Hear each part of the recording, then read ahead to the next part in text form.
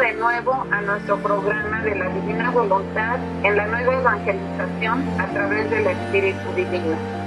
Su amiga y conductora María Guillermina y nuestro invitado permanente Salvador Tomasini, estamos aquí puntuales y muy contentos de compartirles esta muy alegre noticia.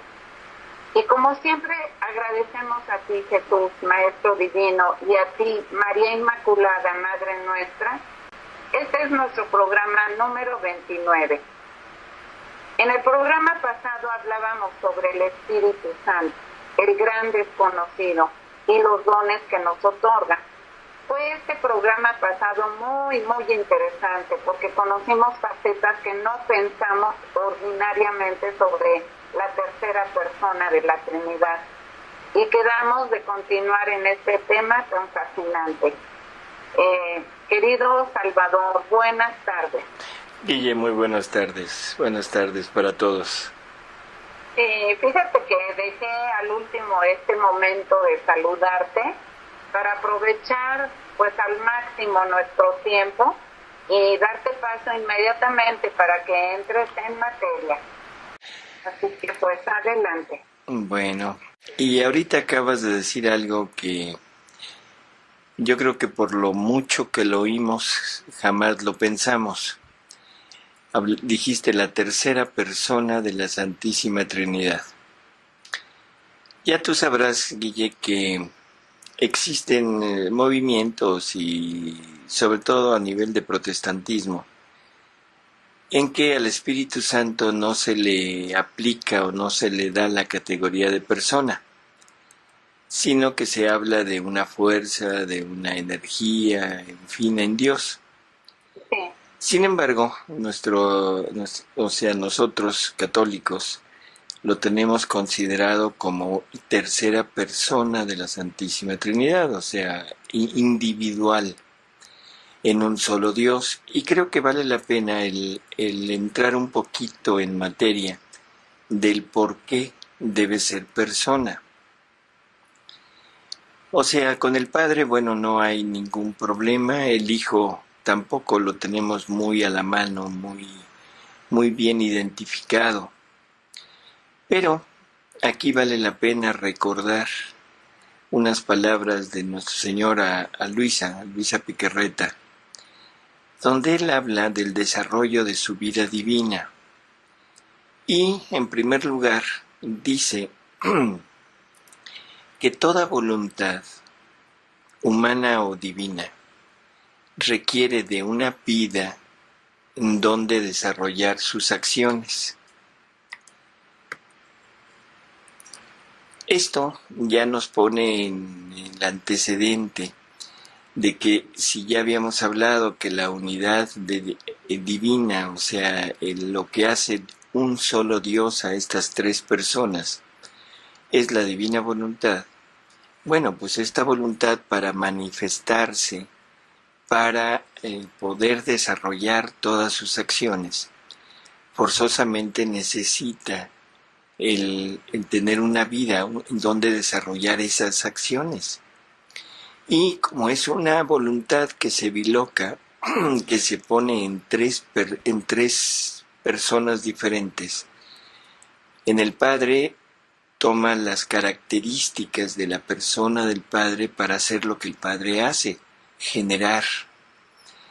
Lo que el Padre hace en el adextra, el crear, la creación, que es la obra que se le atribuye al Padre. En el Hijo, o sea, también, bueno, pues es muy notorio que es la redención, la segunda gran obra de la Trinidad. Y la tercera obra, Guille, es la que lleva a cabo el Espíritu Santo y forzosamente requiere de una persona donde desarrollarse. Y esta persona, bueno, tiene el encargo de la tercera obra de Dios, que esta tercera obra, bueno, es todo lo que es la santificación y de lo que hemos estado hablando durante todos estos programas, que es la divinización de la criatura. Prácticamente el Espíritu Santo es la persona encargada de fecundar, de transmitir esta vida divina, que Él es el compendio de esa vida, y entonces requiere también de una vida donde desarrollar sus acciones. En otro capítulo le dice de Nuestra Señora Luisa que para que su vida se desarrolle, no puede hacerlo fuera de una persona, y lo deja muy claro así, tanto en Dios como en la criatura. Y ahí se está ya reafirmando la necesidad de que si es una vida divina, y es una vida divina que se va a llevar a cabo por medio de la divina voluntad, no puede formarse fuera de una persona. Entonces simplemente era el aclarar que desde el punto de vista de nuestra religión, de la Iglesia Católica, forzosamente se requiere que sea persona, ¿de acuerdo? Tú habrás oído, sobre todo los testigos de Jehová, en que hablan de una fuerza, de una energía, y no le dan la categoría de persona. Así es, en el New Age cosifican a Dios, o sea, lo ponen como cosa, no como persona. Así es. Entonces, bueno, creo que Luisa aquí, los escritos de Luisa nos vienen a dar la clave para ya no tener ninguna duda acerca de esto, y sobre todo el por qué. Porque no se trata nada más de una fuerza que se mueve con los atributos divinos, sino es una vida divina que tiene que desarrollar esa misma divinidad. Entonces, bueno, ahí está esa unidad de la que hablábamos la vez pasada, una unidad que es trina y que es la única manera de poder ser uno. El amor, ¿te acuerdas que habíamos hablado de ese amor? Bueno. Sí. Ya pasando de ahí, creo que valdría la pena retomar un poco el tema de los dones, porque la vez pasada lo pasamos muy, muy rápido, entendiendo que al Espíritu Santo, o sea, fuera de su acción de fecundador de vida divina, de transmisor de todos los bienes que la divinidad contiene. En la actualidad, en la Iglesia Católica se le atribuye mucho esa acción de dador de dones. Habíamos hablado que son 7 dones principales, pero creo que valdría la pena entender que dentro de esos dones, Guille, el don mayor que nos puede dar el Espíritu Santo, bueno, pues es el conocimiento del mismo Dios, que ese es el encargo que Jesús le da, vamos a decirlo así.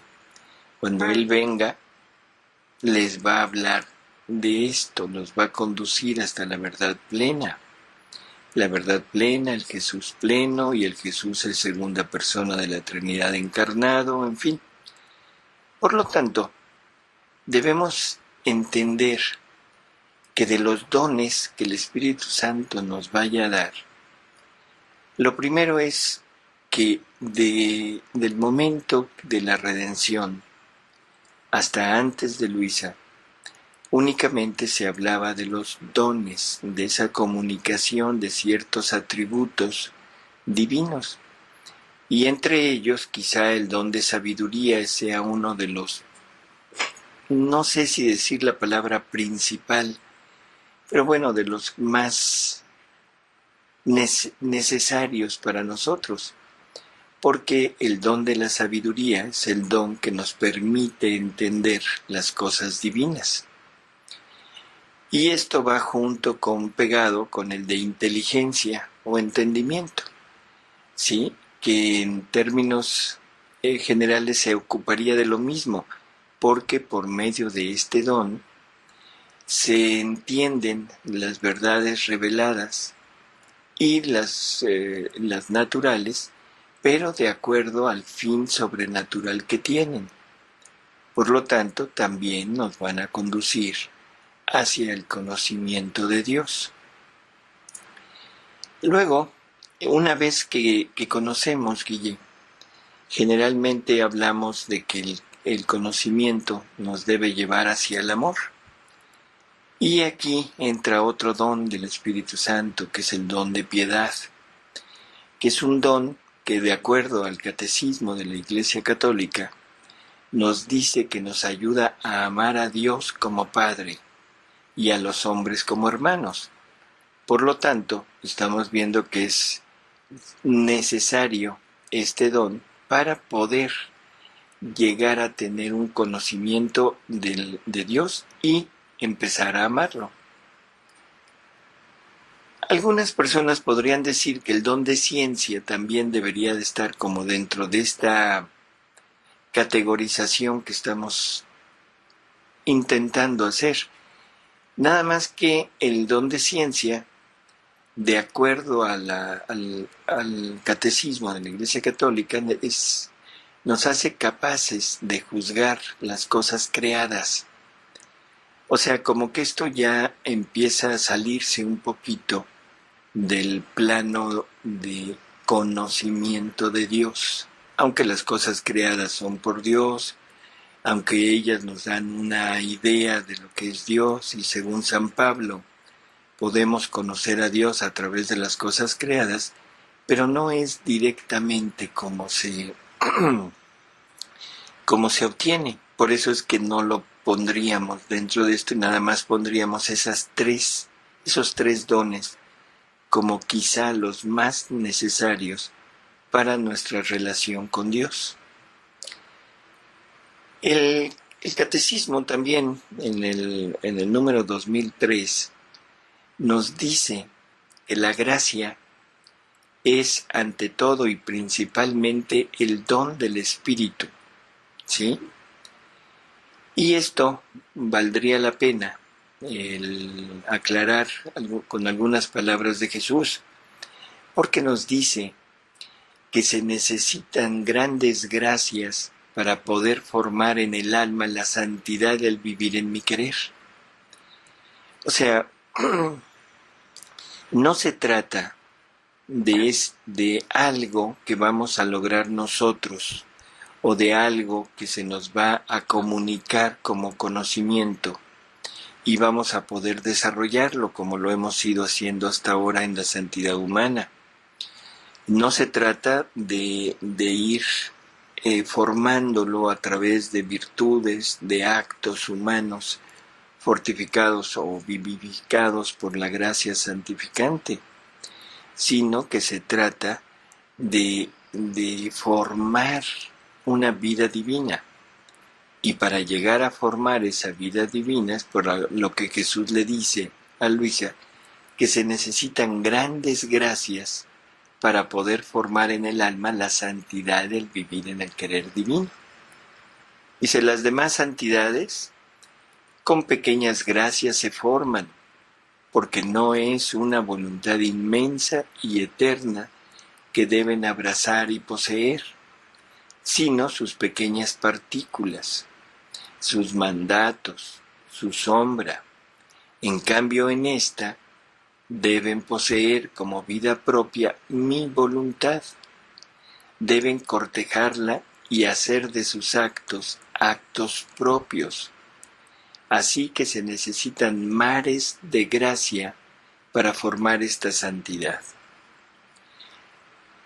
Hubo palabras muy interesantes en esto. No se trata de formar santidades pequeñas, ¿sí?, donde no se requiera gran cantidad de gracias, ¿sí?, sino aquí es una voluntad divina que se debe poseer, Guille, poseer. O sea, no es nada más que nos la van a comunicar o va a venir con nosotros, sino la vamos a poseer. Cuando nosotros comulgamos, no poseemos a Jesús, viene a nosotros, ¿sí? Y la prueba de que no lo poseemos Bueno, es que cuando termina la especie, la vida real de Jesús se va. Y posesión quiere decir que ya nada ni nadie te lo puede quitar. Entonces, en esta santidad de la divina voluntad se trata de poseer, ¿sí? Como vida propia. O sea, no nada más como una posesión, que podríamos decir, bueno, Dios me da su voluntad como posesión. Y estamos muy acostumbrados a poseer cosas que son agregados a nuestra vida. Es algo que puedo usar, que puedo tener, pero que no forma mi vida, como serían las virtudes, por ejemplo. Pero aquí se trata de poseer la divina voluntad, o sea, la divinidad misma, como vida propia. ¿Sí? Y poseer los actos de esta voluntad, poseerlos como actos propios. O sea, que aquí podríamos decir que una persona, una criatura, que posea esta santidad, que posea esta divina voluntad, que la tenga ya como propia, puede tranquilamente decir que los actos de esta voluntad son de él o de ella. Así que la creación, que es un acto de la divina voluntad llevado a cabo en la persona del Padre o a través de la persona del Padre, esos actos la criatura puede decir que son de ella y puede corresponderle al Padre en la misma medida que el Padre ha amado a la criatura, creando. Ahora la criatura puede corresponderle al Padre con ese mismo acto, como si ella dijera, una creación me has dado, una creación te doy. Una creación llena de amor divino me has dado para amarme, una creación llena de amor divino te doy para amarte. ¿Sí? Es esa característica de poseer no solo la divina voluntad, sino sus propios actos. Luego tendríamos los actos de la segunda persona de la Trinidad, o sea, y los más conocidos, los que tenemos a nuestro alcance, serían los actos de la redención, que es lo que más conocemos de Jesús. Y entonces también podemos decir, Jesús, tú viniste a redimirme, viniste a sufrir, viniste a rehacer mi vida, viniste a tomar todos mis actos para rehacerlos tú, como un acto divino, para entregárselo al Padre y dejarlo para mí. Ahora, de la misma manera, yo le puedo decir a Jesús, Jesús, tomo todos tus actos, que son míos, porque tu divina voluntad es mía, y te los lleno con tu mismo amor que contiene esta misma voluntad que tengo como mía, para dártelos a ti a nombre de toda la humanidad, para corresponder por todo lo que tú has hecho. Una de las formas más fáciles o más entendibles quizá sea el momento de la comunión. Es un Jesús que a través de su redención se deja a sí mismo en el sacramento de la Eucaristía para llegar a nosotros, para fortificarnos, para irnos preparando, para irnos acostumbrando a su presencia, para este momento de la santidad del vivir en su voluntad. Y con todo el amor que esto contiene, con todo lo que Jesús posee en sí mismo, ahora, cuando lo vamos a recibir, ya no es una criatura nada más que se acerca a recibir a su Creador, sino ahora tomando la divina voluntad y tomando los actos de la divina voluntad en la persona de Jesús, podemos darle a Jesús el bien, la gloria, el pago de que sea su misma vida, que sea Él mismo el que se reciba, rodeando esa persona con todos los actos de su vida para darle el decoro, el honor, el amor que Él merece por haberse quedado en la Eucaristía. Y aquí estaríamos cumpliendo un poquito aquello de vivir en la divina voluntad es darle Dios a Dios. ¿Te acuerdas de esa frase? Sí. Bueno, pues va por aquí, ¿no? Entonces, el Espíritu Santo, Guille, es el santificador. Si esto lo entendemos perfectamente, el Espíritu Santo es el que se mueve en los sacramentos que nos sirven para santificarnos. El Espíritu Santo que se mueve en el bautismo para comunicarnos nuevamente la vida divina a la cual debemos quedar injertados. Es el Espíritu Santo que se mueve en la confirmación, que se mueve en la penitencia, que se mueve en la misma Eucaristía, en fin. Por lo tanto, ahora todos esos actos del Espíritu Santo los tenemos porque tenemos a la divina voluntad y podemos ofrecerlos, podemos rehacer esos actos para darle a Dios el amor y la gloria que debería de haber recibido por cada sacramento en cada criatura. Tenemos en nuestra propiedad los actos del Espíritu Santo cuando queda fecundada María, cuando es fecundada por el Espíritu Santo con la humanidad del Verbo. Y también tenemos esa capacidad de podérselos dar nuevamente porque ya son míos, y así por el estilo. Entonces, como ves, realmente no es algo que la criatura pudiera hacer, sino es algo que Dios tiene que comunicar y que lo comunica a través del Espíritu Santo. Y este don ya excede sobremanera todos los demás dones. No sé tú qué opines, Guille.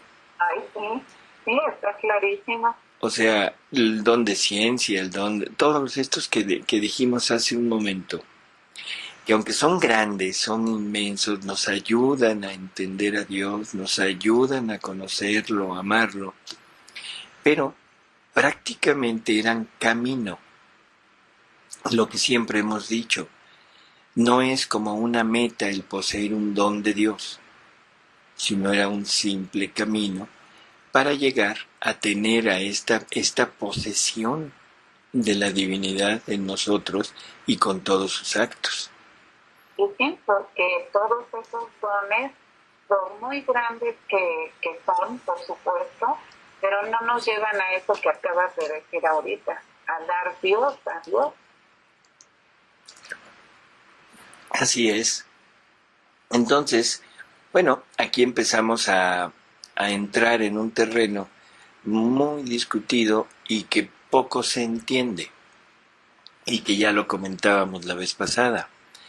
Y digo poco se entiende porque se piensa que los dones del Espíritu Santo son así como lo máximo que podemos tener. Y pues no. Resulta que ahora, cuando se abre esta nueva santidad, es en donde empezamos a ver que realmente hay algo muy superior. ¿Sí? Entonces, la gracia o las gracias deben ser comunicadas por el mismo Espíritu Santo, y eso será lo que ayudará a formar la santidad del vivir en esta voluntad divina, ¿sí? Uh-huh. Y la posesión de todo eso. En otra ocasión, Jesús le dice a Luisa que para entender la divina voluntad, una divina voluntad obrante en la criatura, se necesitan grandes gracias y no pequeñas luces, sino un sol para comprender una voluntad divina, santa y eterna, y gran disposición por parte de a quien le viene confiado este oficio. O sea, volvemos a lo mismo.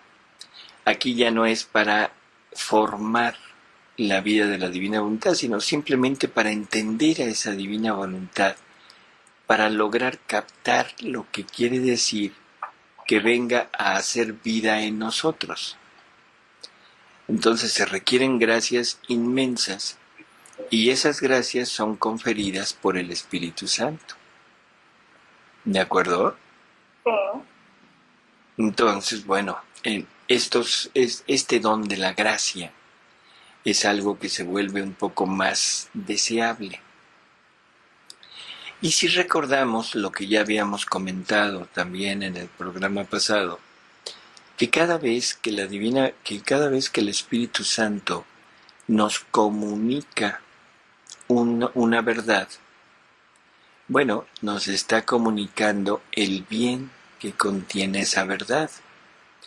Así que cada vez que el Espíritu Santo me diga algo acerca de la divina voluntad o de Jesús, porque hay que recordar que nos viene a hablar de Jesús, no nos viene a hablar de Él, del Espíritu. Nos está comunicando la vida de Jesús, la vida del Verbo encarnado, y con todo lo que esto contiene. ¿Sí? Entonces, esa es la manera en que nos va a ir fecundando poco a poco de un Jesús.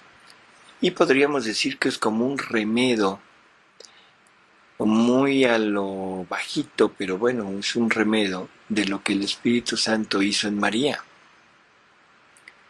En María la fecunda totalmente, o sea, plenamente, y por eso es que es la madre, ahí queda concebido, o sea, el Hijo de Dios, en plenitud, que es la misma vida divina en plenitud. Y esto gracias a que María vivía plenamente en la divina voluntad. Y María era la llena de la divina voluntad. María era la llena del Espíritu Santo.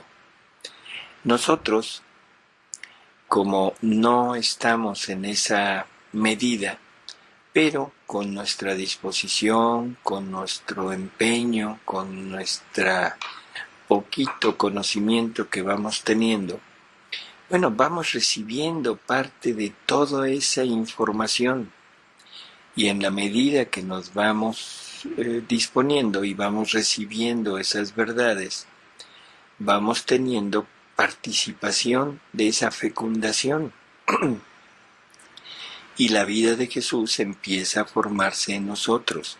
La vida divina de la divina voluntad empieza a crecer en nosotros a través de esto, o sea que es el mismo Espíritu Santo el encargado de ir fecundándonos e ir haciéndonos crecer en esa vida divina.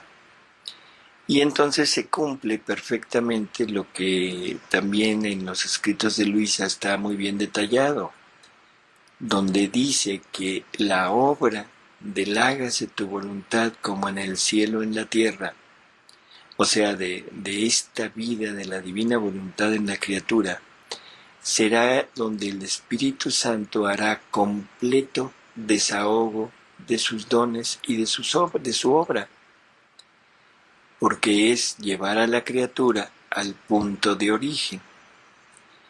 Ya no se trata nada más de darle algo de Él, sino es darse completamente Él. Ante esta situación, Guille, ¿qué decir de todos los demás dones del Espíritu Santo? Aún de los dones extraordinarios. Tú sabrás que hay el Catecismo de la Iglesia Católica, nos habla también de estos dones extraordinarios. Y entre ellos nos pone el don de lenguas y el don de hacer milagros. Si te acuerdas. Sí. Bueno, ¿a qué nivel podrá quedar esto? Pues definitivamente muy, muy inferior a todo lo demás, ¿no crees? Y pues sí, como lo has venido planteando, queda claro. Ahora, no sé si valdría la pena el hablar un poquito de este tipo de dones, sobre todo con el de lenguas, que es algo tan común en la actualidad, en los movimientos de renovación. No sé si valdría la pena entrar en ese terreno. ¿Tú qué opinas? Pues tú dirás, todo para la gloria de Dios. Bueno, vamos nada más a tocarlo así un poquito por encima y no vamos a dar ninguna opinión personal porque no se trata, en este programa no tratamos de quitar nuestras opiniones personales, ¿no? Claro, claro.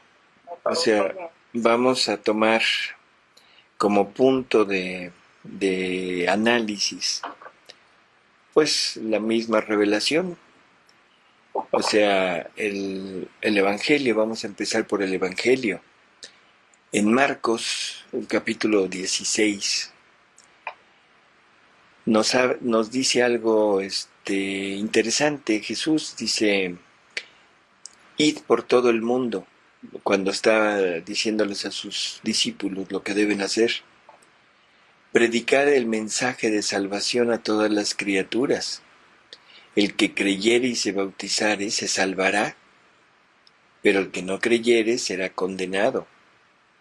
A los que creyeren acompañarán estos milagros. En mi nombre lanzarán los demonios, hablarán nuevas lenguas, ¿sí? Manosearán las serpientes, y si algún licor venenoso bebieren, no les hará daño. Pondrán las manos sobre los enfermos y quedarán curados. Así el Señor Jesús, después de haberles hablado varias veces, fue elevado al cielo y está sentado a la diestra de Dios. Si te fijas, aquí nos lo ponen así, hablarán nuevas lenguas, pero no nos deja nada dicho de qué tipo de lenguas, qué tipo de función tendrá esto. Ajá. Pero puesto en el contexto de todo el pedacito, el párrafo del capítulo 16, realmente lo vemos como en función de edificar a su iglesia, porque lo pone al mismo nivel de curar, al mismo nivel de arrojar a los demonios, ¿sí? Sí. Entonces, como que hablar nuevas lenguas debería de ser como algo que sirva para edificar, para fincar a su propia iglesia. Bueno, en Hechos de los Apóstoles, Guille, en el capítulo 2, yo creo que es donde se habla de la primera manifestación de este don de lenguas, ¿sí? O sea, porque nos está narrando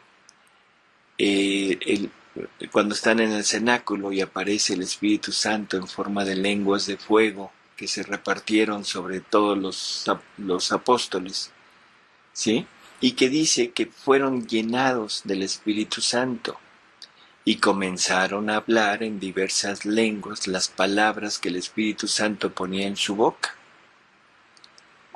Entonces ahí como que dice uno, bueno, parece ser que de repente empezaron a hablar cosas que quizá ni ellos entendían. Pero después viene algo que es interesante, porque dice, había a la sazón en Jerusalén judíos piadosos y temerosos de Dios, de todas las naciones del mundo. Divulgado pues este suceso, acudió una gran multitud de ellos, y quedaron atónitos al ver que cada uno oía hablar a los apóstoles en su propia lengua. Sí. Así pasmados todos y maravillados se decían unos a otros, ¿por ventura estos que hablan no son todos galileos, rudos e ignorantes? Pues, ¿cómo es que los oímos cada uno de nosotros hablar nuestra lengua nativa? Curioso, ¿no, Guille?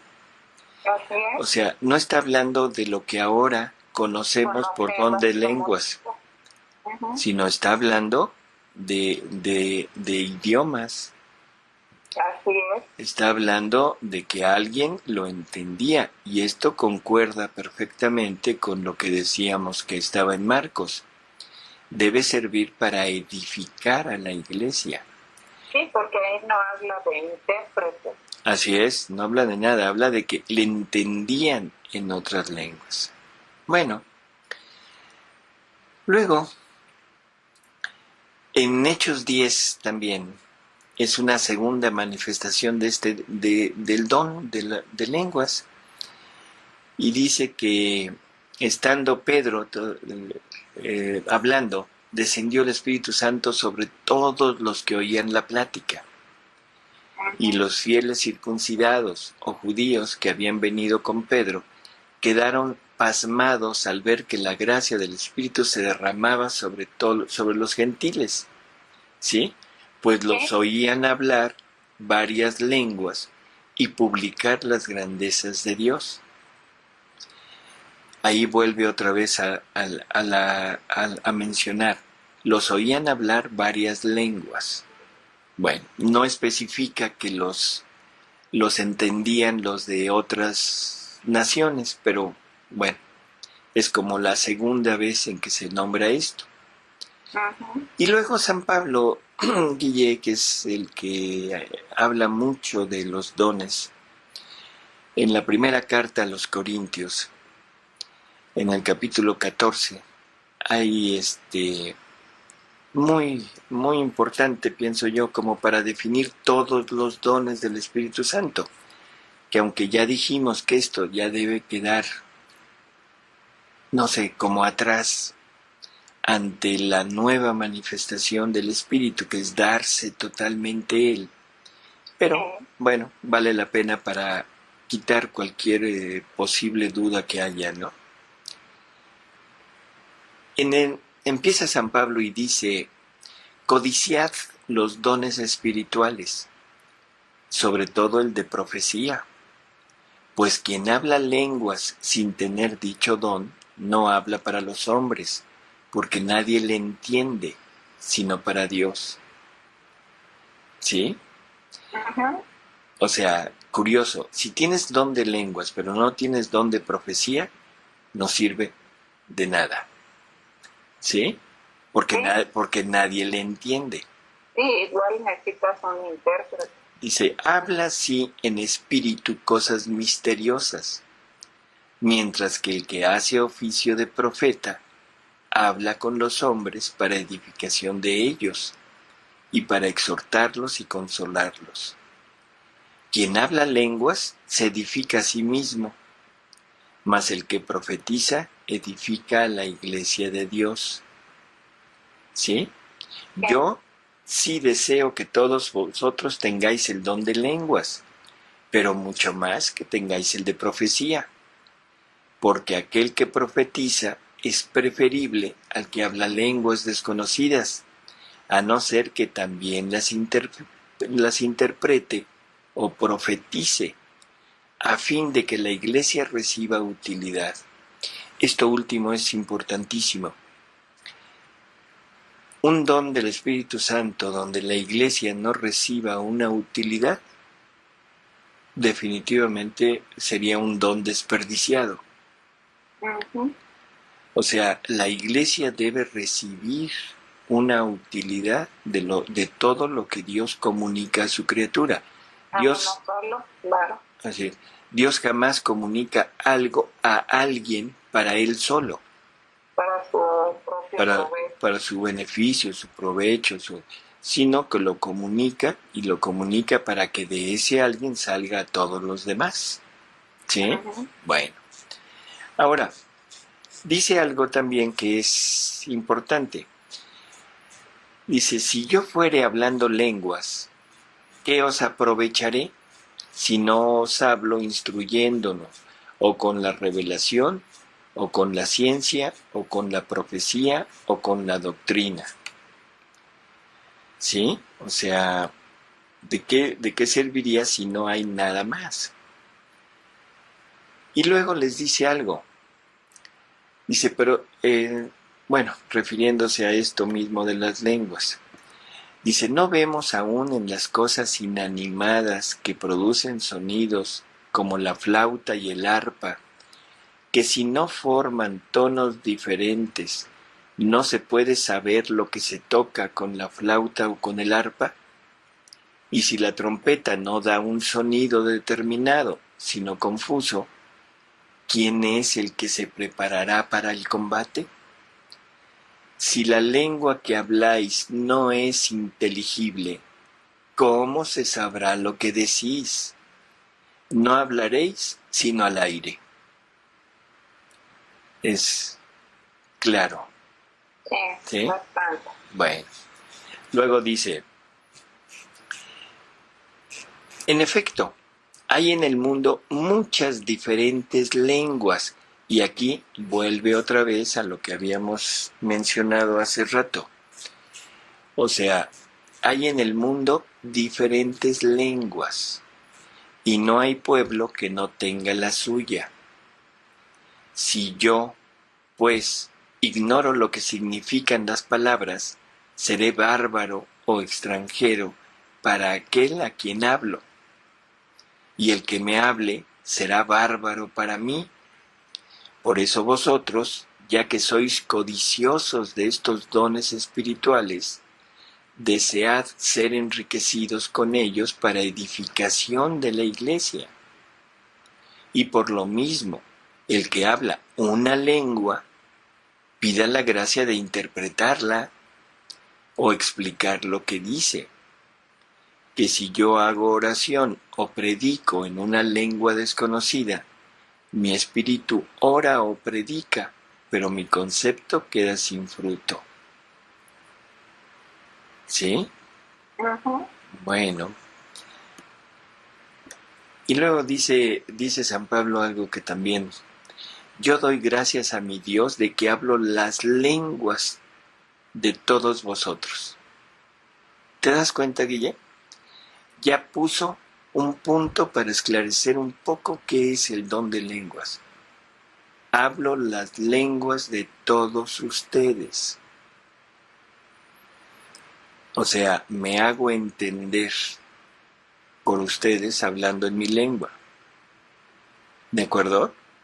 Juan Pablo II podríamos decir que tenía don de lenguas, hablaba, ¿qué? 30 idiomas. Bueno, pero en términos generales, pues ya sabemos a lo que se refiere. Y luego continúa San Pablo, dice, pero en la iglesia, más bien quiero hablar 5 palabras, de modo que sea entendido e instruya también a los otros, que 10,000 palabras en lengua extraña. ¿Sí? Hermanos, no seáis como niños en el uso de la razón. Sed sí niños en la malicia, pero en la cordura hombres hechos. Está escrito en la ley, en lenguas extrañas y con labios extranjeros hablará este pueblo, y ni aun así me escucharán, dice el Señor.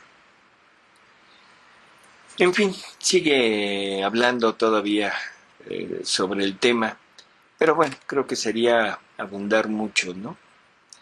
Que en realidad no creo que valga la pena, simplemente era poner esto en boca de San Pablo, que es el que quizá nos da un poquito más datos de lo que se trata este don de lenguas, que en realidad ya para esto que estamos hablando del don de la divina voluntad, definitivamente, o sea, pasa a un segundo término. Sí, por supuesto. O sea, ya deberíamos de dejarlo totalmente a un lado, ¿sí? Sin embargo, creo que sí vale la pena tocar esto también de San Pablo en la misma carta a los Corintios, pero en el capítulo 13, donde dice que todos estos dones, si no están ordenados a la caridad, no son nada. ¿De acuerdo? Sí, Y así es todo aquello que San Pablo habla y dice, aunque yo hablara todas las lenguas de los hombres y el lenguaje de los ángeles mismos, si no tuviere amor o caridad, vengo a ser como un metal que suena o campana que resuena. Y aunque tuviera el don de profecía y penetrase todos los misterios y poseyese todas las ciencias, aunque tuviera toda la fe posible, de manera que trasladase de una a otra parte los montes, no teniendo amor, soy nada. Aunque yo distribuyese todos mis bienes para sustento de los pobres, y aunque entregara mi cuerpo a las llamas, si el amor me falta, todo lo dicho no me sirve de nada. ¿Sí? Ajá. Y ya después viene la descripción del amor, que ya lo hemos comentado, tú lo has dicho en 2 o 3 ocasiones, ¿no? Sí. Pero pues vamos allá realmente a pasarla por alto, porque yo quiero poner el énfasis en algo. Aquí nos da la idea de que yo puedo tener ciertas virtudes, ¿sí? Puedo tener ciertos dones, como el de lenguas, el de profecía, ¿sí? O puedo ser desprendido, puedo dar mucha a todos mis prójimos, pero que si no tengo amor, y eso me da la idea como que el amor es algo más que debo recibir, como un atributo más que debo tener, ¿sí?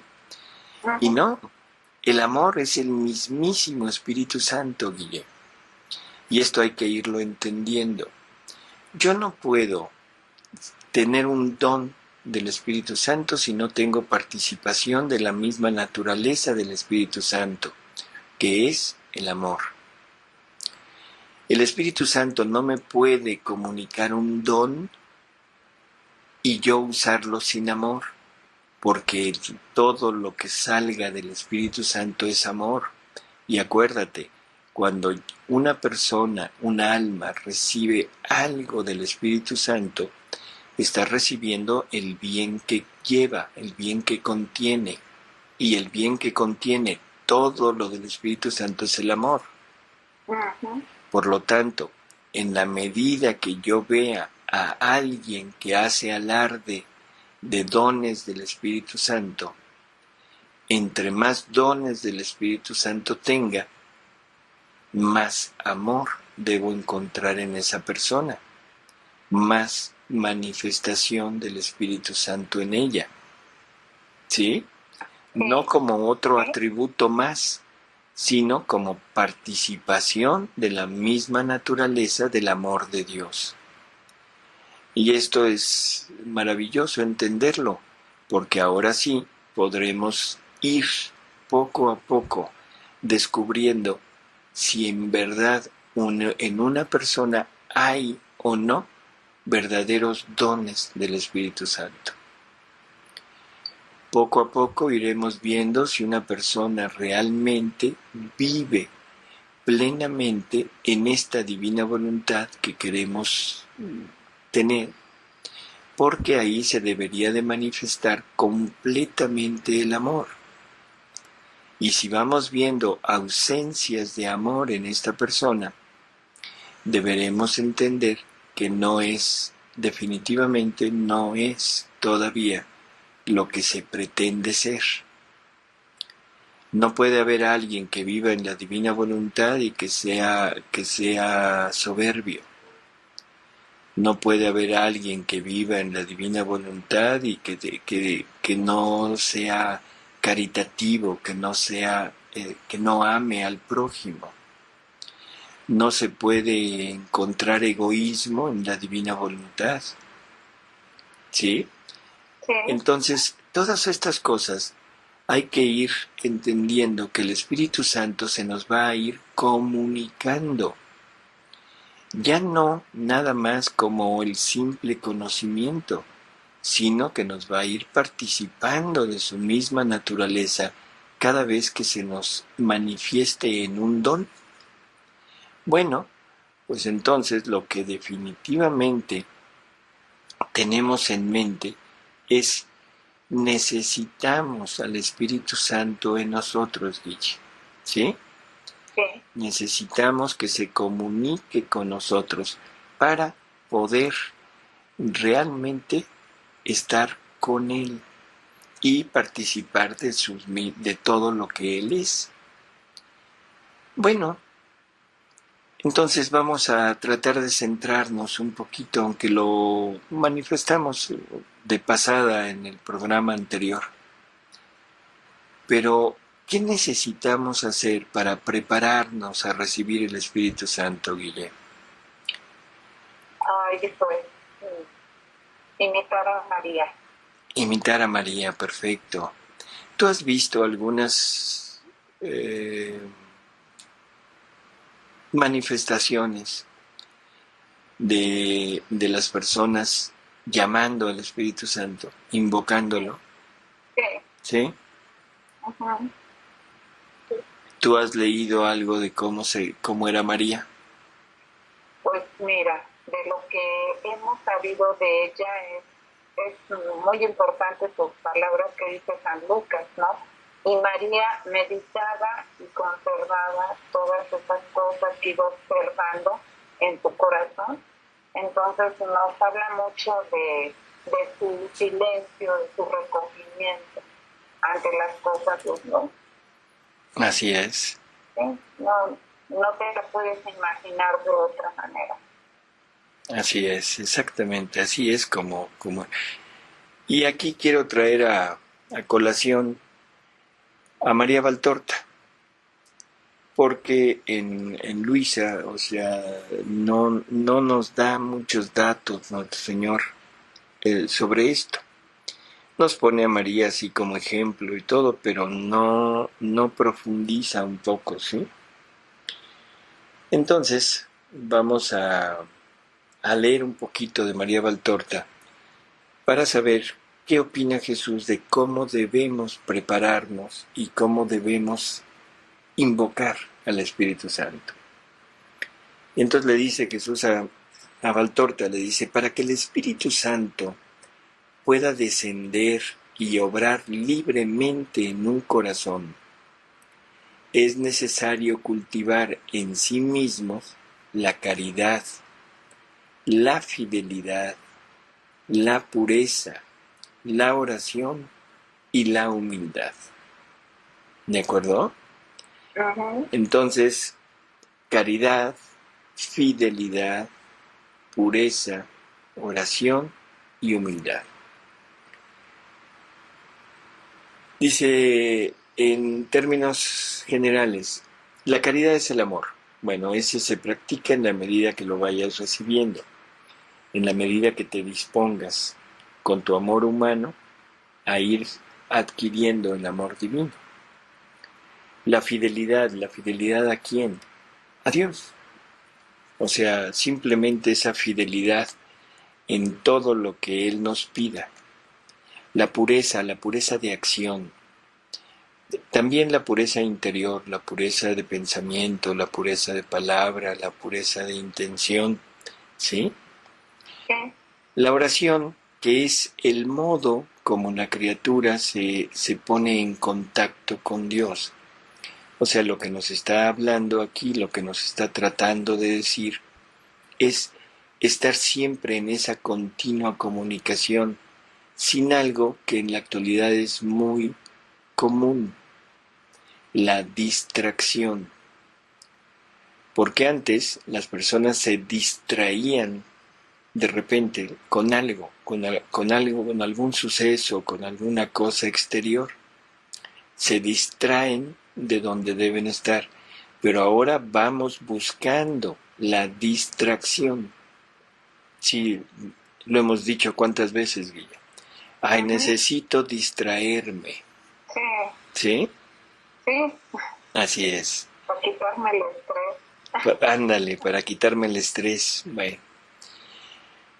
Y la humildad. que ya también sabemos que en la divina voluntad la humildad llevada a su extremo máximo sería el conocimiento de sí mismo, ¿sí? Bueno. El reconocimiento de la nada que somos. De la nada que somos. Entonces, continúa Jesús diciéndole a María Valtorta, mis apóstoles se prepararon para su venida, o sea, la venida del Espíritu Santo, con estas virtudes unidas a un intenso recogimiento.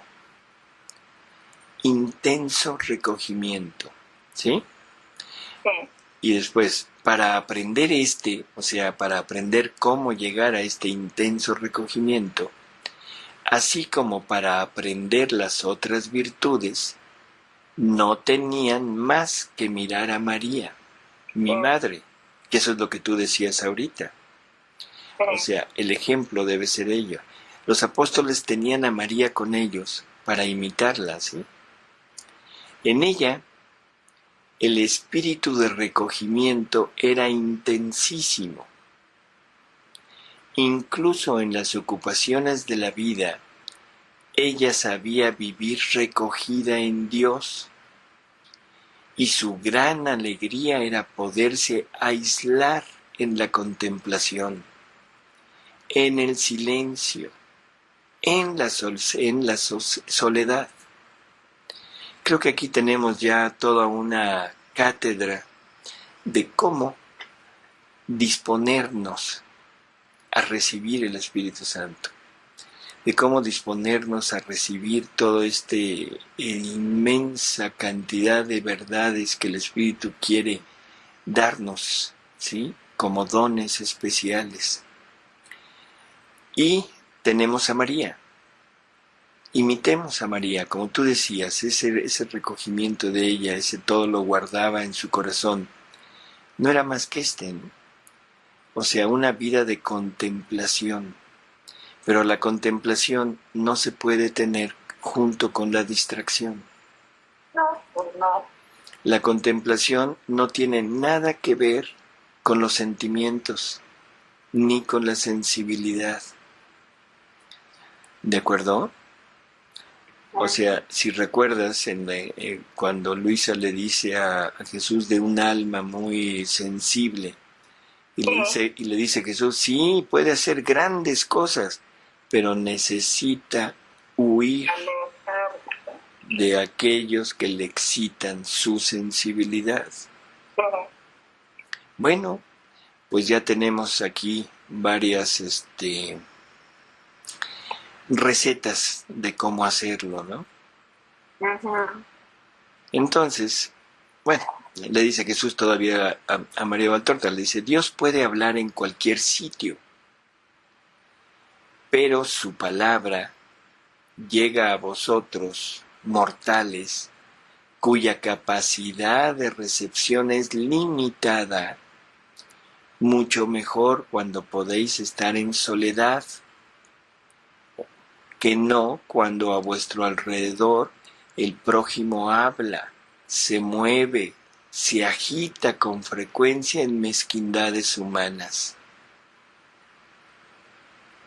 Es bastante claro, ¿verdad? Creo que no hay necesidad de explicación. Bueno, siendo así,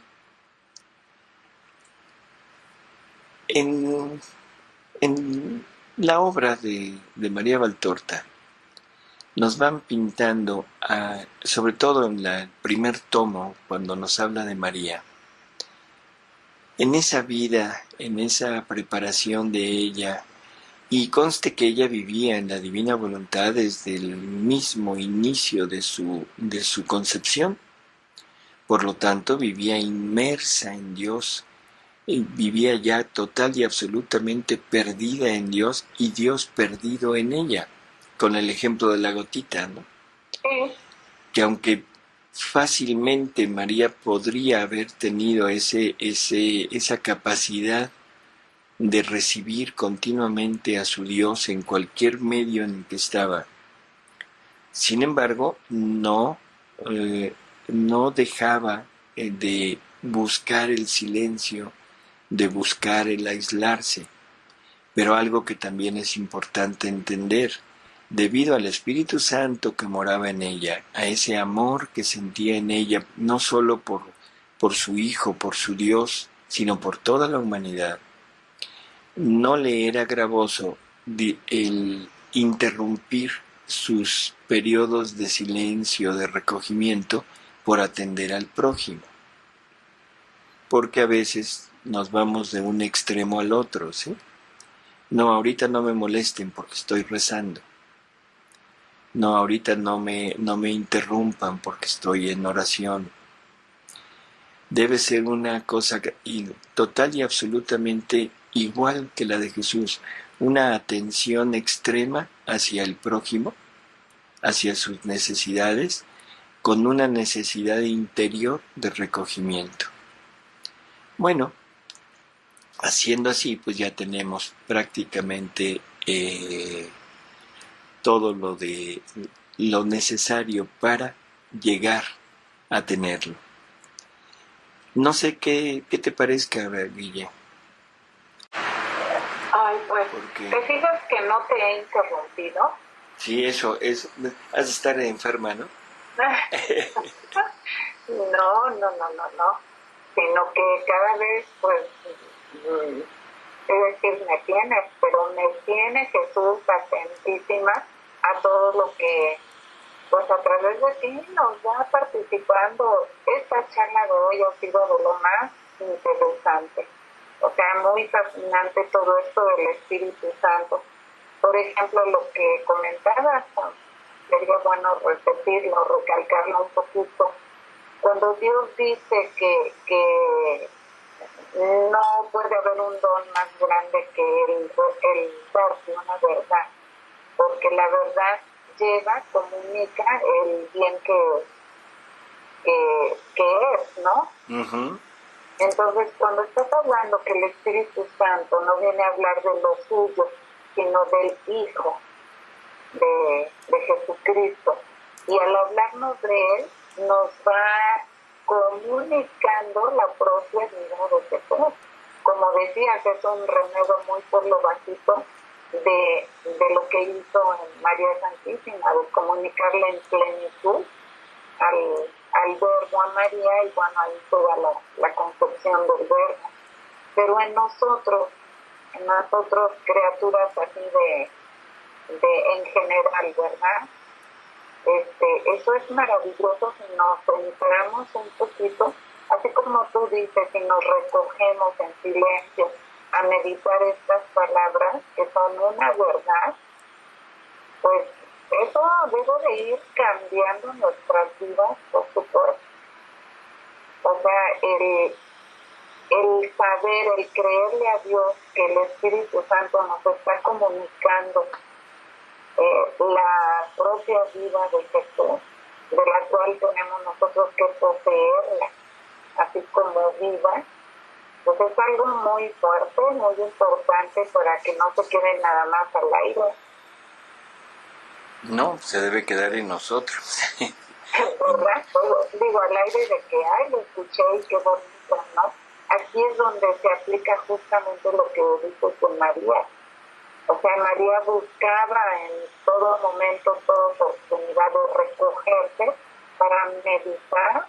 Así es. Estas cosas, estas verdades en su corazón, y bueno, es a donde nos toca imitar a María. Así es. Todo esto que nos has venido participando, de verdad es algo muy grande, que glorifica a Dios, porque lo vamos conociendo a Él, y edifica a nosotros, a toda la iglesia. Así es. Porque si nos recogemos y meditamos todo esto, bueno, pues Dios va a ser maravilloso en nosotros. Y hay algo, Guille, que no hemos todavía dicho, pero creo que vale la pena ponerlo ahorita. Para el Espíritu Santo, que ya vamos viendo que cada vez cobra más importancia. O sea, el Espíritu Santo pasa a ser del gran desconocido, y poco a poquito lo vamos comprendiendo un poquito mejor. pero sobre todo anhelándolo cada vez más por todo lo que Él tiene que comunicarnos, ¿no? Pero nos queda tan lejano, pues sí, lejos la concepción de Él. Al Padre, como decíamos, es fácil concebirlo como Padre, como el iniciador de todo. Al Hijo, bueno, es mucho más fácil concebirlo porque lleva una naturaleza igual a la nuestra, una naturaleza humana y que, bueno, pues de alguna manera lo tenemos muy ya ¿Mande? Muy cercano y muy prefigurado como para podernos acercar a Él. Pero el Espíritu Santo, Guille, o sea, definitivamente no. O sea, no lo tenemos, ¿sí? ¿Por qué? Pues porque simplemente no se escapa de nuestros sentidos, ¿sí? Sí. Entonces no lo podemos concebir con nuestros sentidos humanos. Y casi siempre nos vamos a invocar a Jesús, a comunicarnos con Jesús, porque el Padre, aunque sí lo podemos medio concebir con la palabra Padre, pero también no lo tenemos muy claro que digamos, ¿sí? Pero para pensar en Dios, Guille, realmente en Dios y sobre todo en el Espíritu Santo, que es el que estamos tratando de ver ahorita, no hay que hacer comparaciones con seres creados, ¿sí? Dios no se compara, Dios no es posible estarlo comparando con nada. Dios es, ¿sí? Y en el ser está todo. O sea, el ser es todo. El ser no tiene cuerpo. Y el ser eterno no tiene cuerpo. Entonces, una de las cosas que más nos podrían ayudar a medio entender a Dios es luz, ¿sí? Y esto es lo único que podríamos, de cierta manera, representar a Dios, ¿sí? Sin estar en contradicción con la parte espiritual de Dios.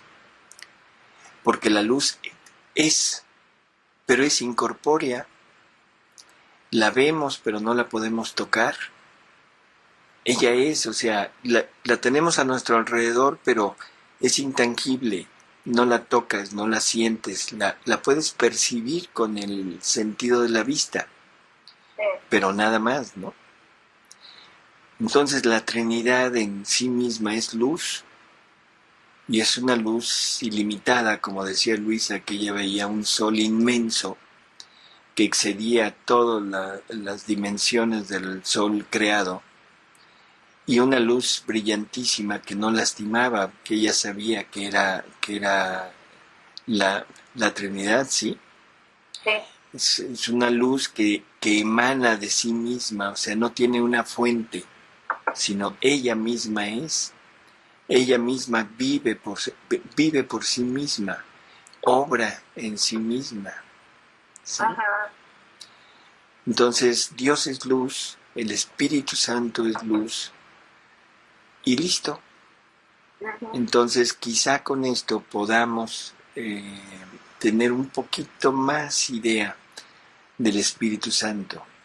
Vamos a compararlo con luz. Y esto concuerda perfecto con una descripción que hace María Valtorta en la obra del Evangelio como fue contado. Creo que es Felipe alguno de ellos, cuando Jesús sale del río que lo bautizaron, él describe en la voz del Padre y dice que una luz inmensa rodeaba a Jesús, una luz como en forma de paloma. Y yo creo que de ahí viene esta idea de representar al Espíritu Santo como una paloma. O sea, pero la imagen, el suceso fue luz. ¿Sí? Sí. Y cuando el Espíritu Santo llega en Pentecostés a los apóstoles y a la Virgen, pues de alguna manera está representada por luz, son llamas, y la llama, el fuego da luz, ¿de acuerdo? Nada más que ahí también está representado el amor, porque la luz es productora del amor, y el amor se representa igual por una llama. ¿Sí? Bueno, creo que no sé si algo haya necesidad de hablar algo más. Pues mira, ahorita el tiempo se nos terminó. Ya ves que aquí el tiempo pues es estricto, ¿verdad? Pero nos quedamos como cada programa con ganas de más, y sobre todo también de hacer más comentarios sobre lo mismo. Pero, ¿qué te parece en el siguiente programa? Podríamos pues continuar. Lástima que se nos acabó el tiempo. Todo fue maravilloso, mucha luz, así como lo que acabas de decir, mucha luz. Y pues muchísimas gracias. Nos oímos en el próximo programa. Estaremos atentos a ver que el Espíritu Santo nos sigue guiando para seguir continuando este programa de la divina voluntad en la nueva evangelización a través del Espíritu Santo. Salvador, sigue. Muchísimas gracias. No hay por qué, Guille, al contrario. Hasta luego a todos.